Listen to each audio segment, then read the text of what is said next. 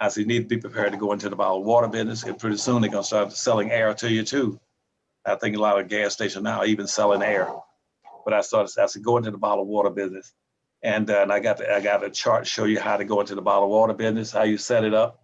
You can either go into by boiling the water, or like I had land, and I had 12 acres of land. I had 6 wells that were producing 54 million gallons of water for me a year, free water, bottled potable water.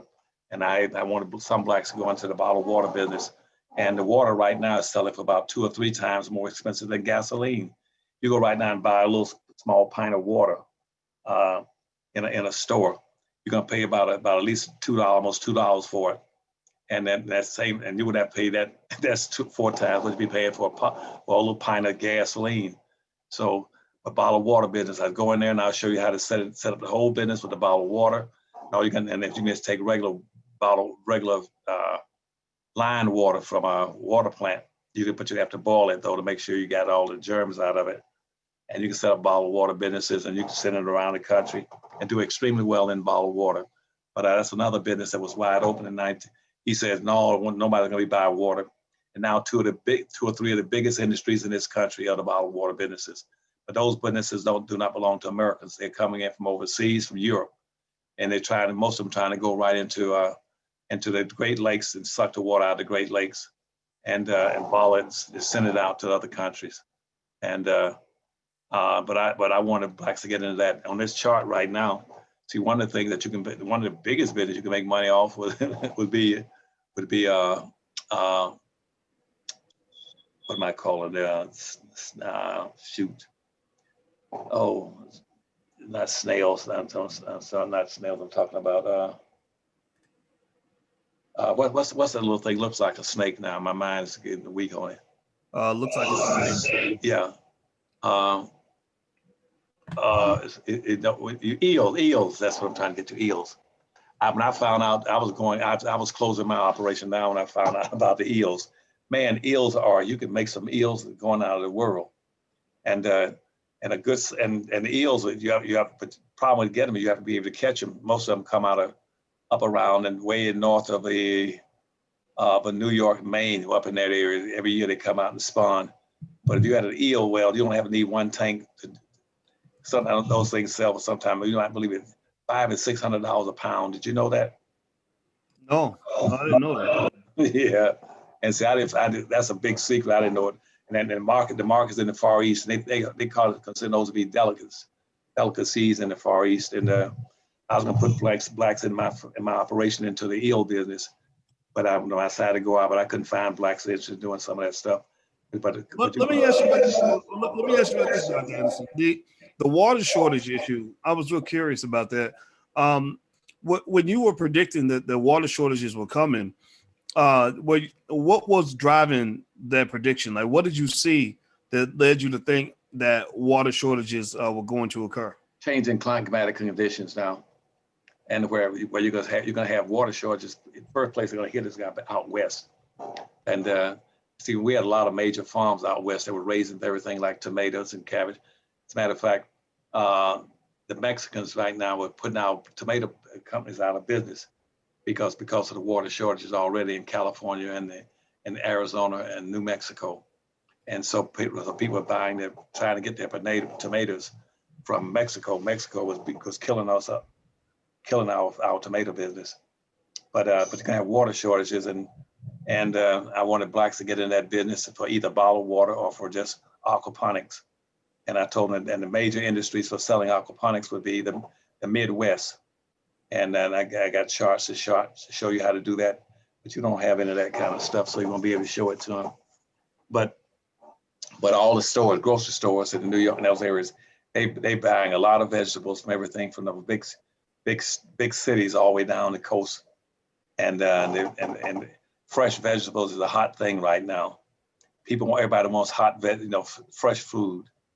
And I want blacks to set up not only malls, but farmer markets, but also in every major black urban community, find a big parking lot and cut a deal get you about 5 or 6 major farmers in the South that could raise certain vegetables for you and be shipping them, bringing them into town weekly on the weekends and sell them in these little open farmer markets. And black folk could come down and shop again like they used to centuries ago. And that's aquaponics. But again, I did a research paper on that, so to show you exactly how to set it up, how the money you can make, and how to go about doing it. And the same thing with hemp, and marijuana. Now, when I was trying to do that, that was also around 1991, when I was recommending blacks get into the hemp business. And I set that all up, and I got a whole bunch of charts and pictures I sent to your office, but I guess she didn't get them to you in time. And hemp. See, people don't know that hemp was very, very popular during slavery, and the primary raisers of hemp in this country was black people. Blacks' clothing was made out of hemp. Their shoes were made out of hemp. Writing paper, all paper was made out of hemp. Sails for boats were made out of hemp. Netting was made out of hemp. What you call eye string and string was made out of hemp. That's before nylon. And so that would be an excellent business. That business is coming back again. I was trying to get black folk in it about 10 years ago again. And hemp raising is easy to raise, and you can have get a yield about every 3 months. And you can raise two kind of hemp plants.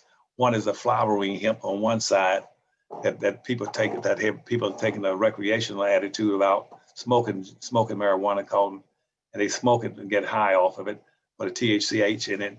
And but on the other side of it is just the hemp fiber itself on this side, because that hemp fiber you can create about 250 businesses out of having that stalk from the hemp plant.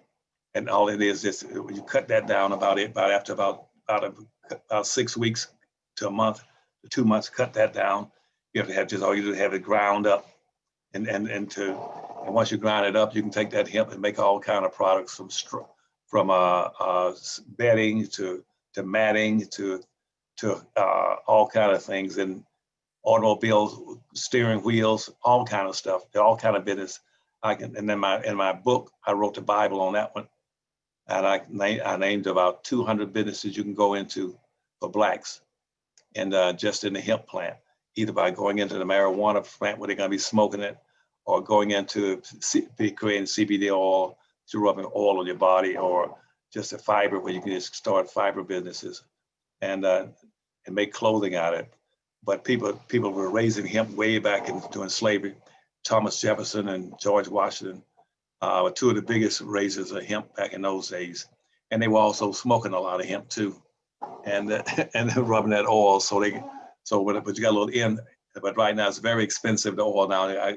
Whites beat blacks to that again, and got the old little shops set up where you're buying CBD oils to rub on you to cure out ailments and wipe out pain and all that stuff. So all those things, I got a whole bunch of things that one day I'm gonna start selling all these damn things, and little pamphlets showing them how to do it, so black folk can go into their own businesses, their own neighborhoods. So that was my hemp, both the flowering and the stalk, make all kind of businesses out of it. The bottled water business, and the other business was the aquaponics and the seafood business and black leather businesses. So those are industries. So I named it, and I got about 10 industries you could go into.